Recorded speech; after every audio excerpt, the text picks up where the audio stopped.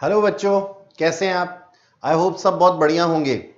बच्चों, last class में हम लोग जनरल चैप्टर के अंदर पढ़ रहे थे जनरल एंट्रीज बैंकिंग ट्रांजैक्शंस पे, और आज हम उन्हीं को कंटिन्यू करने वाले हैं।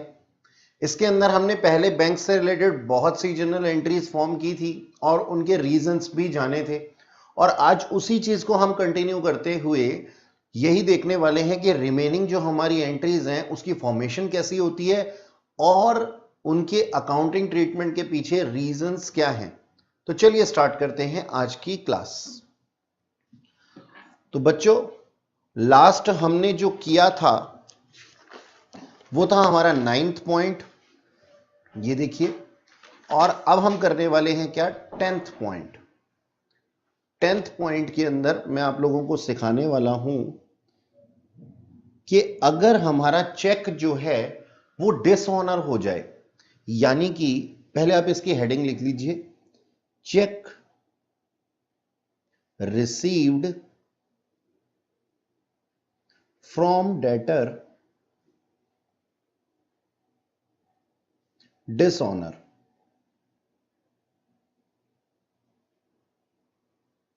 ठीक है जी, यानी कि चेक जो दिया गया था वो बाउंस हो जाए या किसी और तरीके से ये डिसऑनर हो जाए, यानी कि इसके पैसे डिपॉजिट ना हो, तो क्या होगा? देखिए, पहले मैं आप लोगों को सिचुएशन समझाता हूं। हमारा एक बिजनेस था, ठीक है, ये एक बिजनेस है और ये बिजनेस का डेटर है, ये भी एक पर्सन है। बिजनेस एक आर्टिफिशियल पर्सन है और डेटर जो है वो एक पर्सन है। तो ये हमारा एक डेटर था, मान लो हम इसको बोल देते हैं राम। तो राम ने हमारे को एक चेक दिया, चेक था 5,000 रुपए का। ठीक, हमने इस चेक को डिपॉजिट करवा दिया बैंक में। अब बैंक ये भी एक आर्टिफिशियल पर्सन है, ठीक है। तो बैंक में हमने इसको डिपॉजिट कर दिया और बैंक ने थोड़े टाइम बाद हमें बताया कि इस पे जिसने साइन किए हैं चेक पे, उसके साइन मैच नहीं हो रहे, या फिर इसके अकाउंट में इतना पैसा नहीं, यानी कि हमारा बैंक अकाउंट जो था वो इससे इंक्रीज नहीं हो पाया। तो बैंक ने ये चेक हमें वापस लौटा दिया, रिटर्न कर दिया। और हमने रिटर्न कर दिया किसको? डेटर्स को। ठीक है जी, डेटर्स को। यानी कि रिटर्न करने से हमें क्या देखना, ये वाली जो कहानी है यहां से रिटर्न की कहानी है, ठीक है। इससे क्या हो जाएगा, हमारे डेटर्स हो जाएंगे, इंक्रीज हो जाएंगे, ये ऐड हो जाएगा जी डेटर्स के अंदर। ठीक, ओके। तो अब इससे इफेक्ट पड़ेगा किन चीजों के ऊपर? दो चीजों के ऊपर इफेक्ट पड़ेगा। ये पूरी सिचुएशन थी। एक तो इफेक्ट पड़ेगा डेटर्स पे और दूसरा बैंक पे। बैंक और डेटर दोनों ही पर्सन की डेफिनेशन में आते हैं, ऐसा आप लोगों को पता ही। डेटर क्या है? एक पर्सन है, और पर्सन पे पर्सनल अकाउंट के रूल चलते हैं। और पर्सनल अकाउंट के रूल क्या कहते हैं? Debit the receiver and credit the giver. Debit the receiver, ठीक है। तो ये इस चेक का रिसीवर है भाई। अब हमने चेक इसको दे दिया, ठीक है। हम यूं भी कह सकते हैं कि ये बैंक ने ही चेक इसको दे दिया। तो बैंक क्या है? इसके देने वाला है, ठीक है। और राम क्या है? इसका लेने वाला है, यानी कि रिसीवर है। तो राम के अकाउंट को हमने क्या कर दिया? डेबिट कर दिया, यानी कि डेटर जो कि है राम, इसका अकाउंट हो जाएगा डेबिट। और बैंक एक आर्टिफिशियल पर्सन है, आर्टिफिशियल पर्सन पर्सनल अकाउंट में आते हैं। और पर्सनल अकाउंट के रूल क्या कहते हैं? Debit the receiver and credit the giver. तो हमारी एंट्री क्या बन जाएगी, बिल्कुल सिंपल एंट्री बन जाएगी। बैंक को हम कर देंगे क्या, क्रेडिट। तो हमारी एंट्री बन जाएगी राम डेबिट टू बैंक। कितने रुपए से, हमने एग्जाम्पल के अंदर 5,000 लिए थे, हमने 5,000 ही। Okay, being cheque dishonour.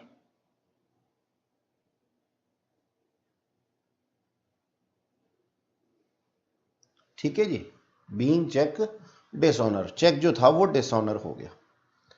अच्छा जी, नेक्स्ट पॉइंट देखते हैं। नेक्स्ट है हमारे पास में इंटरेस्ट चार्ज्ड बाय बैंक। ठीक है, और ये नेक्स्ट पॉइंट है हमारा point number 11, interest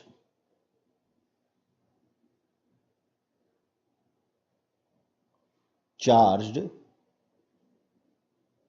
by bank.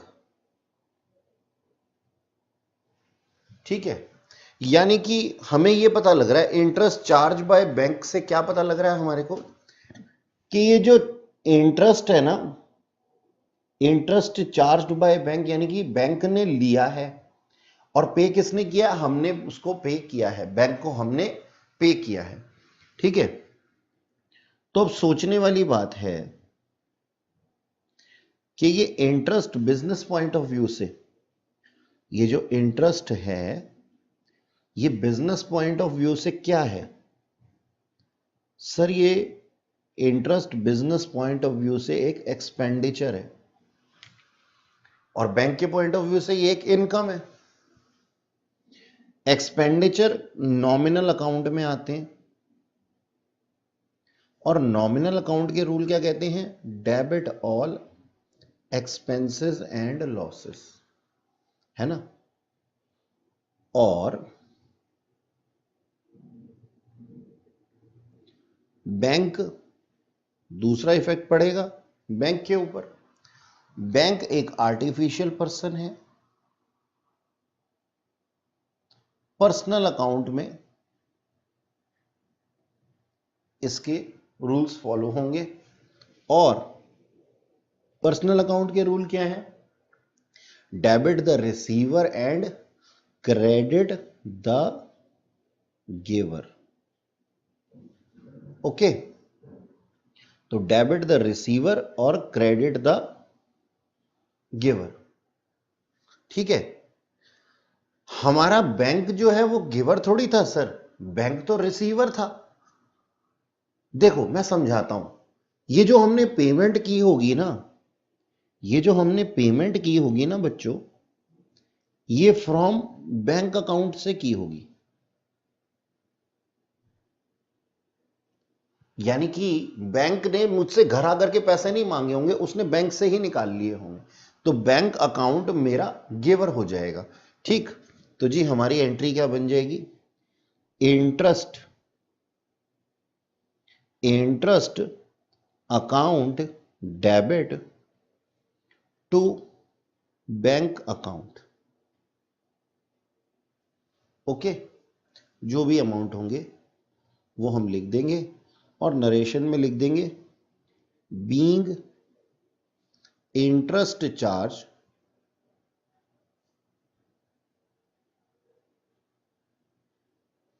By bank.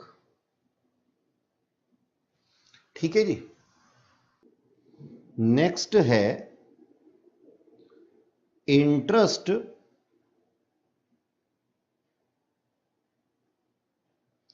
Allowed by bank.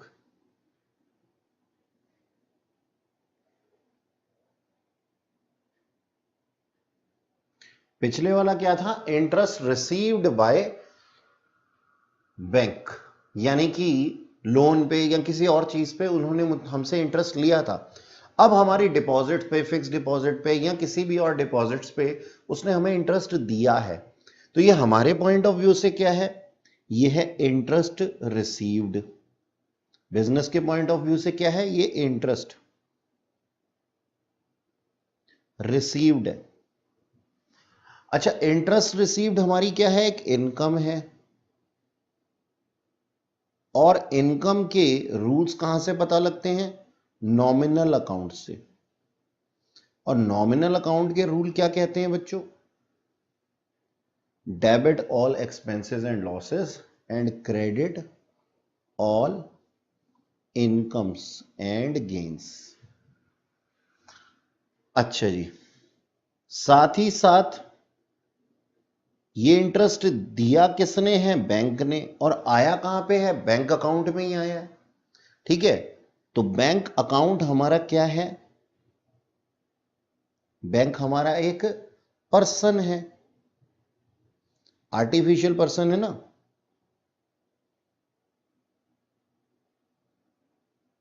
Artificial person है। और आर्टिफिशियल पर्सन के रूल कहां से आते हैं? पर्सनल अकाउंट से आते हैं। और पर्सनल अकाउंट के रूल क्या कहते हैं? Debit the receiver and credit the giver. अब यहां पे हमारा बैंक अकाउंट क्या हो रहा है? रिसीव कर रहा है। हमारे बैंक अकाउंट ने इंटरेस्ट इनकम रिसीव की है, तो हमारे क्या रूल लग जाएंगे? Debit the receiver and credit the giver. किसी भी तरीके से अगर आपको ऐसी एंट्रीज के अंदर कोई भी सिचुएशन में कुछ परेशानी आती है ना, तो आप मॉडर्न अप्रोच का यूज कर सकते हैं। मॉडर्न अप्रोच के यूज में देखो हम कैसे काम करेंगे। सिमिलरली हमारे पास दो चीजें होंगी, एक तो इंटरेस्ट रिसीव्ड, कोई कंफ्यूज होने की जरूरत नहीं है, ठीक है। Number 2 bank. ओके, अब मॉडर्न अप्रोच क्या कहती है? इंटरेस्ट रिसीव्ड हमारी क्या है? इनकम है। और इनकम जब रिकॉर्ड की जाती है तो इनकम क्या हो जाती है जी? इनकम जब बढ़ती है या रिकॉर्ड की जाती है तो क्या होती है जी? वो क्रेडिट होती है। और बैंक क्या है? बैंक हमारा मॉडर्न अप्रोच के हिसाब से बोल रहा हूं मैं ये, ठीक है, एसेट है। ठीक है, फ्यूचर में बेनिफिट देगा। बैंक अकाउंट, बैंक नहीं, बैंक अकाउंट। और अगर एसेट है तो एसेट जब इंक्रीज होता है तो वो क्या हो जाता है? डेबिट हो जाता है। ठीक है, तो आप इसको ऐसे भी सोच सकते हैं। तो हमारी एंट्री क्या बन जाएगी बच्चों इस केस में? Bank account debit, bank account debit to interest received account.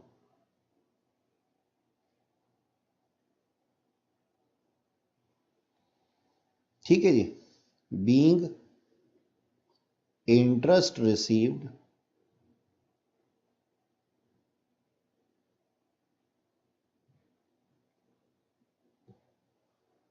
On deposits. जितना भी अमाउंट होगा वो हम रिकॉर्ड कर देंगे।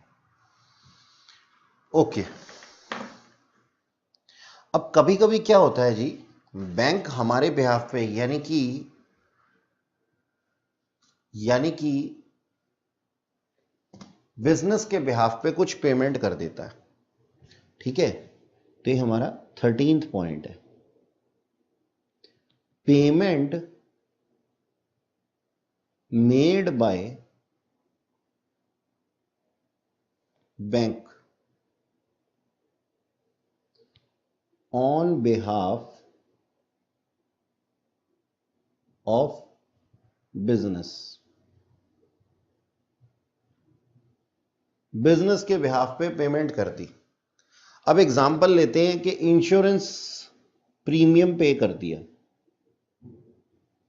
Insurance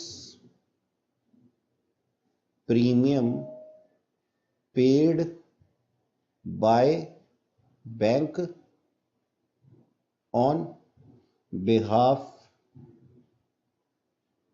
of business. अब दो चीजें इसके अंदर इफेक्ट हो जाएंगी, एक तो insurance premium,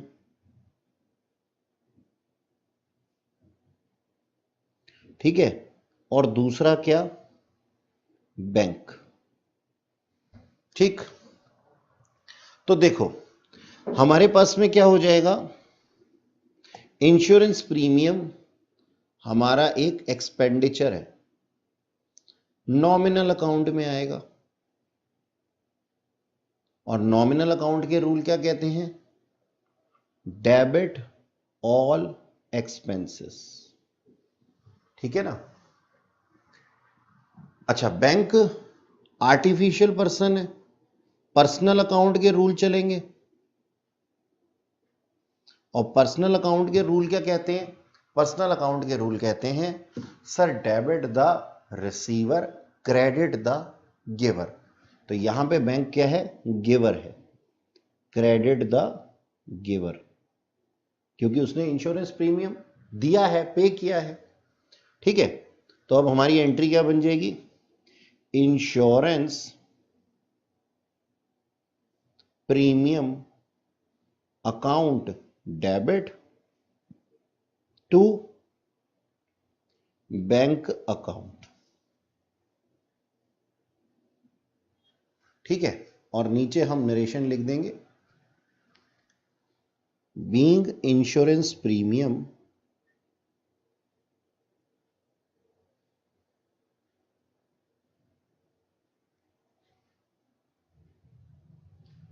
paid by bank, ठीक है जी। हाँ जी सर, ये थी हमारी 13th एंट्री। नेक्स्ट देखते हैं कि नेक्स्ट क्या लिखा हुआ है। कभी कभी ना हमारे बिहाफ पे बैंक कुछ पेमेंट रिसीव भी करता है। जैसे मान लो हमने किसी कंपनी के अंदर इन्वेस्टमेंट की हुई है, ठीक है। अब उस कंपनी से जो हमने इन्वेस्टमेंट की हुई है उससे हमारे को कुछ रिटर्न आती है, तो इस रिटर्न को क्या कहते हैं, डिविडेंड कहते हैं, ठीक है। देखो मैं समझाता हूं आप लोगों को, अभी आप लोग छोटे हो इसलिए आपको पता नहीं है, लेकिन मैं समझाने की पूरी कोशिश करूंगा। ऐसा हुआ, मान लो आपने जाकर के किसी कंपनी के अंदर कुछ इन्वेस्टमेंट कर दी, पैसे लगा दिए उस कंपनी में, और वहां से ना आपको कुछ रिटर्न आएगा। भाई आपने पैसे की इन्वेस्टमेंट क्यों की थी, यानी कि बिजनेस के अंदर इन्वेस्टमेंट नहीं की, हमारे बिजनेस ने किसी कंपनी के अंदर जाके इन्वेस्टमेंट कर दी दूसरी किसी कंपनी में, अब वहां से रिटर्न कमाना चाहता था। जैसे हमारे बिजनेस ने बैंक में जाकर के एफडी खोल देता है ना, फिक्स डिपॉजिट खोल देता है, और वहां से उसको इंटरेस्ट इनकम आती है। ठीक इसी तरीके से अगर हम किसी दूसरी कंपनी में जाकर के कोई इन्वेस्टमेंट कर देते हैं ना, तो वहां से हमें रिटर्न आती है, उस रिटर्न को हम कहते हैं डिविडेंड। क्या कहते हैं, डिविडेंड। ये जनरली जो डिविडेंड आता है ना, इस इन्वेस्टमेंट का एक नाम होता है, उसको कहते हैं शेयर्स। बिजनेस स्टडीज में पढ़ोगे आप कि शेयर्स किसे कहते हैं। तो ना जो रिटर्न आया ना हमारे पास में, उसको हम कहते हैं क्या, डिविडेंड। अब ये डिविडेंड हमें रिसीव हो रहा था, हमारे पास टाइम नहीं था डिविडेंड रिसीव करने के लिए, हमने अपने बैंक को भेज दिया कि जाओ आप जाकर के ले आना। तो बैंक ने इस डिविडेंड को हमारे बिहाफ पे रिसीव कर लिया, तो बैंक क्या हो गया जी, रिसीवर। और डिविडेंड क्या है, हमारी इनकम है, रिटर्न मिला है ना हमारे को इन्वेस्टमेंट के ऊपर, तो हमारी इनकम है। तो दो चीजें यहां इफेक्ट होंगी। पहले हम क्या करते हैं, हम लिखते हैं इनकम रिसीव्ड, और इनकम को मैं क्या नाम दे रहा हूं, डिविडेंड का, received on behalf of business.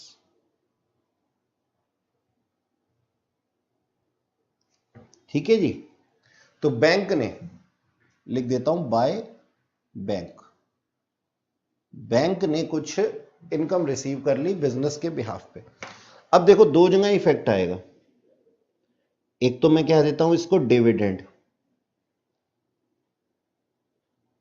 और दूसरा क्या, बैंक अकाउंट। डिविडेंड क्या है, इनकम है। इनकम को हम कहां ट्रीट करते हैं, नॉमिनल अकाउंट में। और नॉमिनल अकाउंट के रूल क्या कहते हैं, debit all expenses and losses and credit all incomes. Credit all incomes, है ना। अच्छा जी, अब बैंक अकाउंट एक आर्टिफिशियल पर्सन है, ठीक, और आर्टिफिशियल पर्सन के रूल पर्सनल अकाउंट में सेटल किए जाते हैं। और पर्सनल अकाउंट के रूल क्या कहते हैं? डेबिट द रिसीवर, यानी कि जिसने रिसीव किया उसको क्या कर दो? डेबिट कर दो। एंड क्रेडिट द गिवर, तो हमारे पास बैंक ने पैसा रिसीव किया है तो बैंक को क्या कर देंगे? हम डेबिट कर देंगे। हमारी एंट्री क्या बन जाएगी बच्चों? बैंक अकाउंट डेबिट टू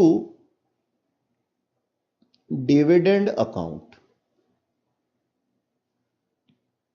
जो अमाउंट होगा वो हम अमाउंट लिख देंगे, बीइंग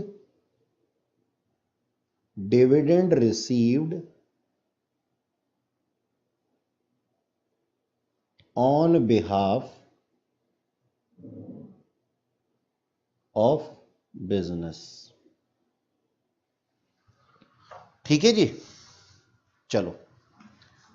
अच्छा, अब क्या है, कभी कभी हम पेमेंट करते हैं, ठीक है, बैंक लोन की, और बैंक लोन की जो हम पेमेंट करते हैं ये हम कैश में पे करते हैं, तो उसका क्या अकाउंटिंग ट्रीटमेंट होगा ये हम देखते हैं। तो अगला जो हमारा नंबर है वो हमारा नंबर शायद 15वां है, हाँ जी, 15th। लिखिएगा heading, repayment of bank loan by cash. यानी कि हमने जो रीपेमेंट की है ना वो कैश से रीपेमेंट की है। अच्छा जी, यहां पे दो इफेक्ट आने वाले हैं, एक तो किस पे? बैंक लोन पे, यानी कि बैंक लोन हमने लिया था और उसकी हमने पेमेंट कर दी है, और दूसरा कैश पे। बैंक लोन क्या है? आर्टिफिशियल पर्सन, और इसका पर्सनल अकाउंट में ट्रीटमेंट होने वाला है। और पर्सनल अकाउंट के रूल्स क्या कहते हैं? Debit the receiver and credit the giver.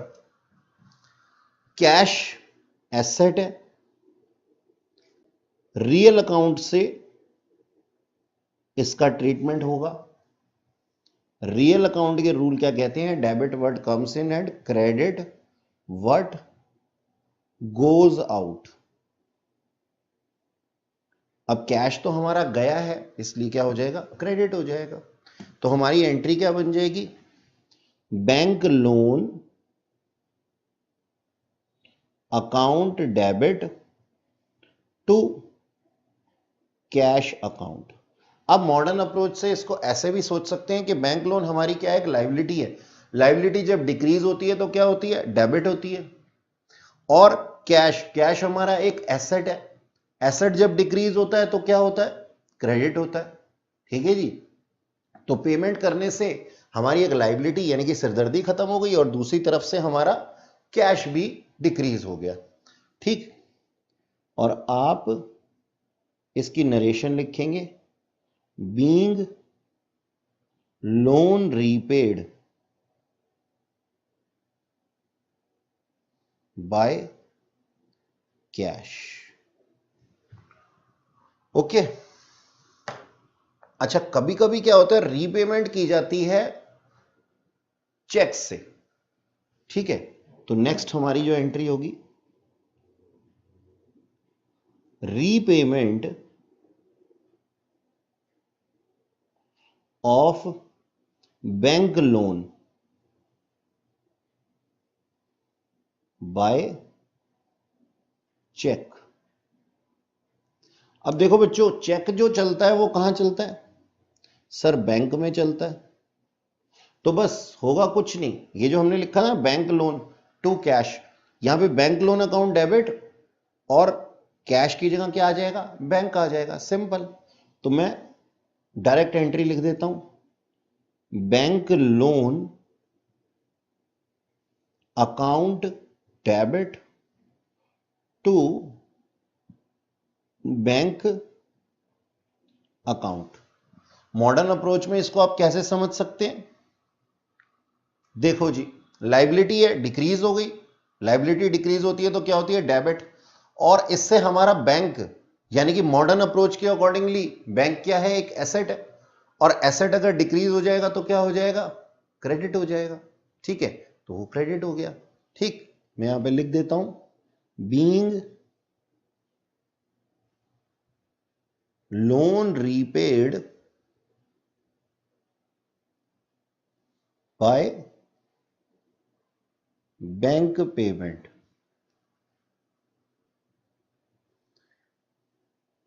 यानी कि हमने बैंक से जो लोन लिया था उसको हमने रीपे कर दिया, अपने ही बैंक अकाउंट में से पैसा निकाल करके दे दिया। अच्छा जी, अब क्या होता है, कभी कभी हम लोग एक अकाउंट से दूसरे अकाउंट में भी मनी ट्रांसफर कर देते हैं। Transfer of cheque from one bank to another. ठीक, देखो समझाता हूं तुम्हारे को एग्जांपल से। मान लो मेरे पास में ना दो बैंक अकाउंट थे, ये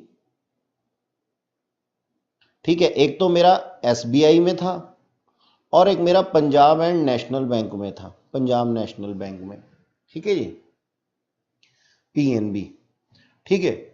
तो ये दोनों ही मेरे बैंक थे, इसमें मेरे पास में 5 लाख रुपए थे और इसमें मेरे पास में 2 लाख रुपए थे, ये दोनों ही मेरे बैंक थे।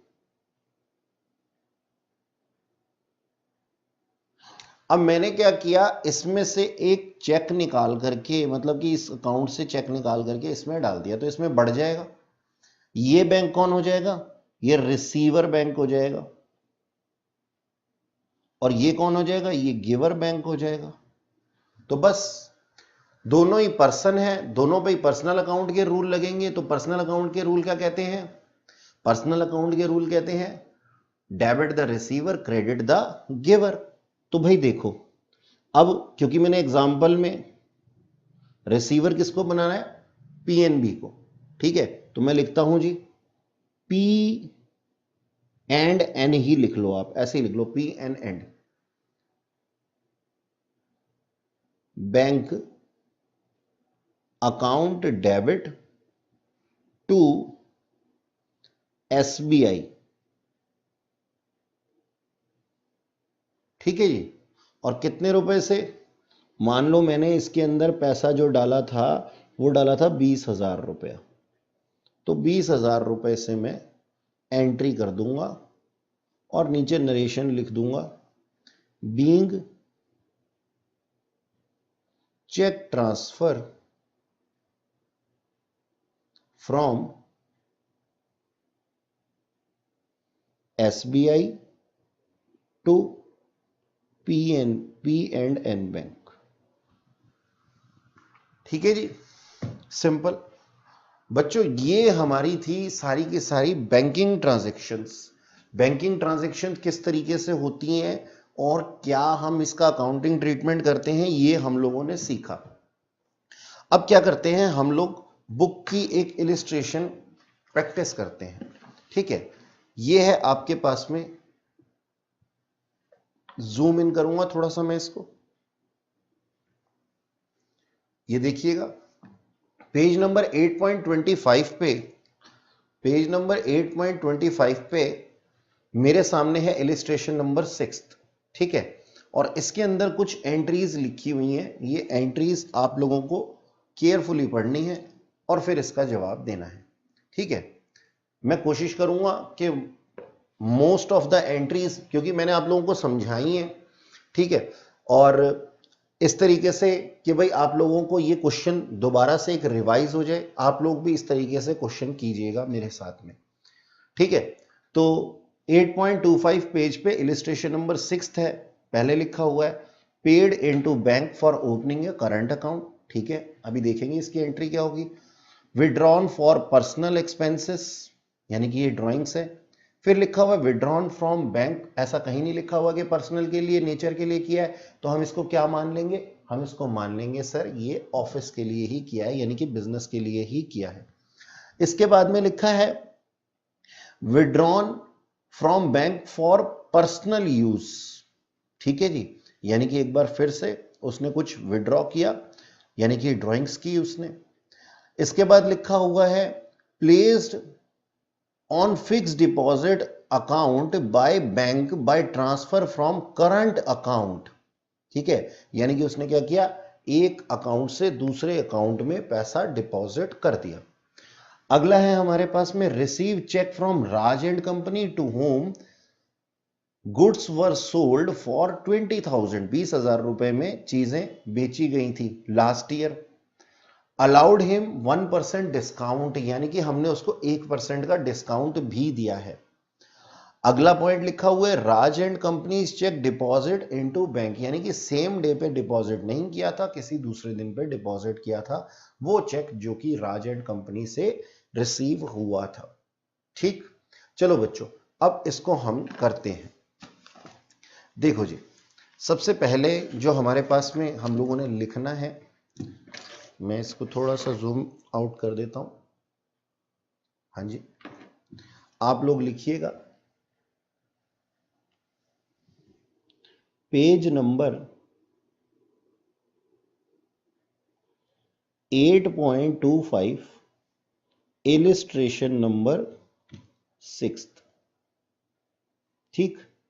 फर्स्ट एंट्री मैं नरेशन लिखने में ज्यादा ध्यान नहीं दूंगा, आप लोगों को केवल समझाने पे दूंगा, ठीक है। नरेशन आप लोग इजी है, खुद भी लिख सकते हैं।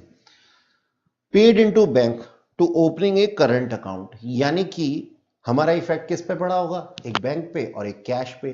कैश कम हो गया होगा हमारा, है ना, और हमारा बैंक क्या है, पर्सन, आर्टिफिशियल पर्सन है। आर्टिफिशियल पर्सन जब बढ़ जाता है या फिर आर्टिफिशियल पर्सन, अच्छा मैं इसको एसेट के पॉइंट ऑफ व्यू से नहीं देखता, आर्टिफिशियल पर्सन हम कहां से इसका रूल लेते हैं, पर्सनल अकाउंट से। पर्सनल अकाउंट के रूल क्या है, डेबिट द रिसीवर।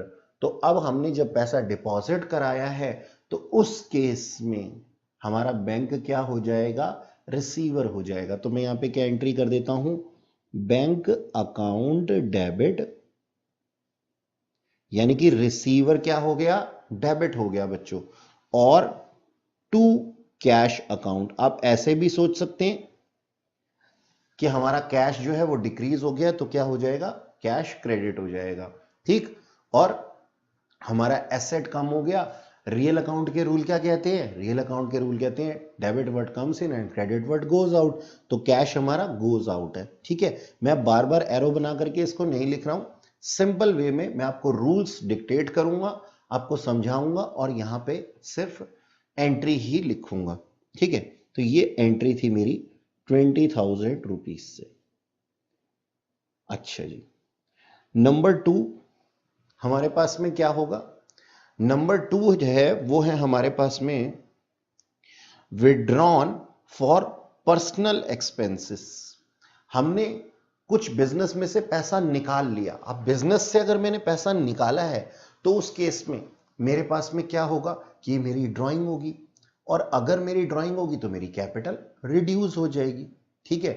तो ड्राइंग्स क्या है, पर्सन से रिलेटेड है, पर्सनल अकाउंट में ट्रीटमेंट होगी, ठीक है। तो क्या बनेगा, डेबिट द रिसीवर, क्योंकि पर्सन रिसीव कर रहा है। तो मैं यहां पे ड्राइंग्स को क्या कर दूंगा, डेबिट कर दूंगा, drawings account debit.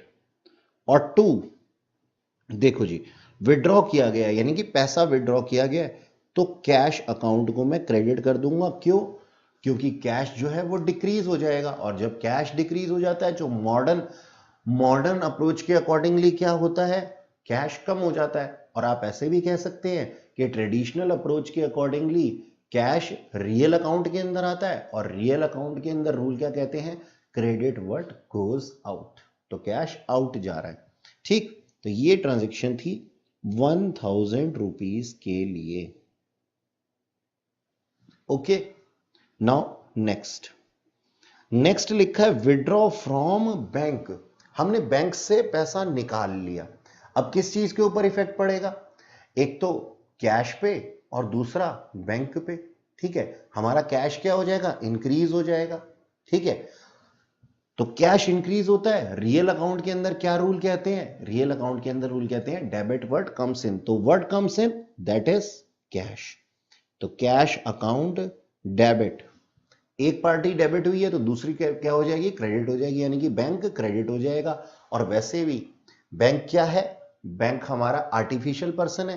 Personal account के अंदर इसके रूल चलते हैं और पर्सनल अकाउंट के रूल क्या कहते हैं, debit the receiver credit the giver. और यहां पे जब हम विड्रॉ कर रहे हैं बैंक से पैसा, तो बैंक हमें पैसा दे रहा है, इसका मतलब बैंक क्या है, गिवर है। तो टू बैंक अकाउंट, ये ट्रांजैक्शन 3000 रुपीज से थी। नेक्स्ट देखिएगा, withdraw from bank for personal use, ये भी हमारी ड्राइंग्स है, बिल्कुल सेम एंट्री हो जाएगी जो सेकंड वाली है। मैं यहां लिख देता हूं ड्राइंग्स, एक बार फिर से उन्होंने ड्राइंग्स किए, अकाउंट डेबिट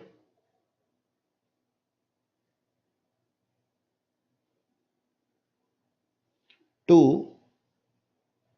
कैश अकाउंट। ठीक है जी, और ये एंट्री थी 2000 रुपीज के लिए। ओके, इसके बाद लिखा हुआ है placed on fixed deposit account at bank by transfer from current account, यानी कि करंट अकाउंट से निकलवा करके हमने फिक्स्ड अकाउंट में डाल दिया है अपना पैसा। ठीक है, तो क्या हो जाएगा इससे, करंट अकाउंट हमारा क्या है, कहां पे है, बैंक में है, और फिक्स्ड डिपॉजिट भी बैंक में ही है। लेकिन फिक्स्ड डिपॉजिट हमारा क्या होता है, एक एसेट होता है, एफडी, यानी कि फिक्स्ड डिपॉजिट क्या होते हैं, हमारा एक एसेट होता है। ठीक है, फिक्स्ड डिपॉजिट से मतलब क्या होता है, ऐसा होता है कि आपका बैंक में जो पैसा पड़ा हुआ है ना, उसको हम फिक्स कर देते हैं, यानी कि आप इसमें से निकलवा नहीं सकते अब, कुछ एक लिमिटेड टाइम पीरियड के लिए। ठीक है, ये 3 साल के लिए भी होता है, 5 साल के लिए भी होता है, अलग अलग टाइम पीरियड के लिए होता है। तो फिक्स्ड एसेट क्या है, मेरा एक एसेट है। ठीक है, तो फिक्स्ड डिपॉजिट क्या है, मेरा एक एसेट है। ठीक है, तो मैं यहां पे लिख देता हूं फिक्स्ड डिपॉजिट अकाउंट डेबिट, और एसेट क्या हो रहा है, इंक्रीज हो रहा है। एसेट इंक्रीज होता है तो मॉडर्न अप्रोच क्या कहती है, कहती है कि अगर एसेट इंक्रीज हुआ तो क्या होगा, डेबिट। ठीक है, और बैंक क्या हो जाएगा, क्रेडिट हो जाएगा टू बैंक अकाउंट, क्योंकि करंट अकाउंट कहां पे था, बैंक में था। ठीक है, तो फिक्स डिपॉजिट क्योंकि एसेट है, एसेट के रूल कहां से चलते हैं, रियल अकाउंट से, रियल अकाउंट क्या कहते हैं, डेबिट वर्ड कम्स इन, तो फिक्स डिपॉजिट आ रहा है। और यहां पे बैंक अकाउंट क्या हो रहा है, बैंक आर्टिफिशियल पर्सन है, आर्टिफिशियल पर्सन क्या कर रहा है, दे रहा है करंट अकाउंट से फिक्स्ड अकाउंट में, तो वो क्या हो जाएगा, क्रेडिट द गिवर। ठीक है, और ये एंट्री जो है वो हमारी 5000 रुपीज के लिए है। अच्छा, लिखा है receive a cheque from Raj and company to whom goods were sold for ₹20,000 last year allowed him 1% discount, यानी कि हमने उसको डिस्काउंट अलाउ किया था। ठीक, तो अब देखो, जब हमने उसको डिस्काउंट अलाउ किया था तो ये क्या है, हमारे लिए एक तरीके का लॉस है। लॉस क्या होते हैं, नॉमिनल अकाउंट में जाते हैं। नॉमिनल अकाउंट में लॉसेस के लिए रूल क्या है कि ये डेबिट होते हैं। ठीक है, अच्छा जी, तो हमारे पास में जो एंट्री बनेगी वो क्या बनेगी, एक तो राज एंड कंपनी। अब देखो यहां पे ना 3 चीजें हैं हमारे पास में, ये कंपाउंड एंट्री बन जाएगी। एक इफेक्ट पड़ेगा मेरे कैश पे, ठीक है, दूसरा इफेक्ट पड़ेगा मेरे डिस्काउंट पे, मैंने डिस्काउंट अलाउ किया था, ठीक है जी। कैश आ गया, डिस्काउंट दे दिया, और तीसरा कौन, राज एंड कंपनी, ठीक। कैश क्या है, एसेट है, एसेट इंक्रीज हो जाएगा तो मॉडर्न अप्रोच क्या कहती है, डेबिट हो जाएगा। डिस्काउंट अलाउड एक्सपेंस है, एक्सपेंस नॉमिनल अकाउंट में आता है। नॉमिनल अकाउंट क्या कहता है, debit all expenses and losses. और राज कौन है, राज हमारा डेटर है, उसने हमें पैसे दिए हैं, उसको हमने सेल की थी ना, ठीक है। तो ये हमारा डेटर है। और डेटर क्या होते हैं, पर्सन्स होते हैं। पर्सन का पर्सनल अकाउंट के अंदर रूल चलता है, और पर्सनल अकाउंट के रूल क्या कहते हैं, debit the receiver credit the giver.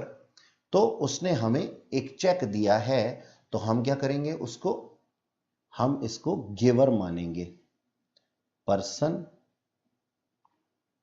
Personal account और क्रेडिट द गिवर। अच्छा बच्चों देखो, हमारे पास में जो है वो अभी कैश हमने इंक्रीज कर देंगे, थोड़ी देर के लिए हम इसको कैश को इंक्रीज कर देते हैं। लेकिन अगर हम इसको कैश की तरह से ना लें तो हम इसको क्या कह सकते हैं, हम इसको जैसा कि हमने सीखा था चेक इन हैंड भी कह सकते हैं, क्योंकि अगली ही एंट्री में लिखा हुआ कि अभी तक डिपॉजिट नहीं किया था, डिपॉजिट बाद में किया गया। तो हम इसको क्या बोल सकते हैं, चेक इन हैंड।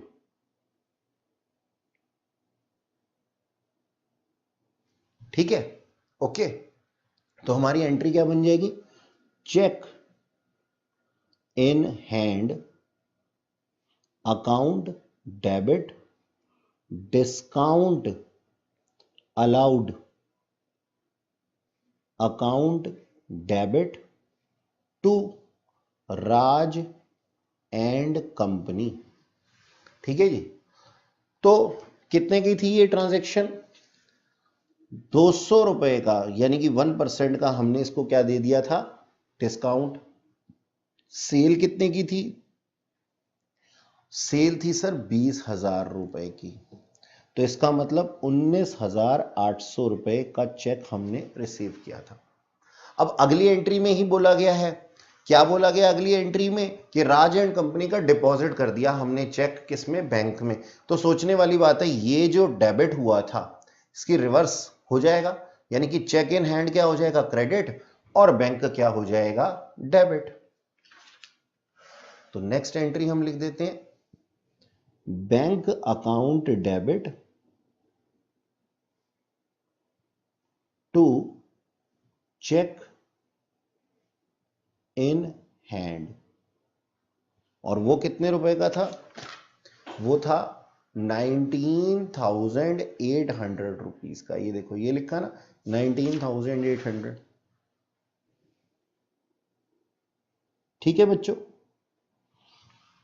तो ये थी हमारी इलिस्ट्रेशन जिसके के अंदर हम लोगों ने अपने क्वेश्चंस को प्रैक्टिस किया। और आज मैं आप लोगों को थोड़ा सा होमवर्क देने वाला हूं, सो दैट आप लोग इसको घर पे प्रैक्टिस करें।